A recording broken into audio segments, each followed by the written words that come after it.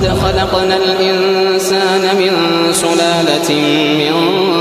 طين ثم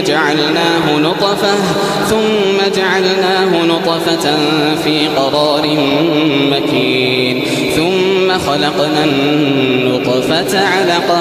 فخلقنا العلقة مضغة فخلقنا المضغة عظاما فكسونا العظام لحما ثم أنشأناه خلقا آخر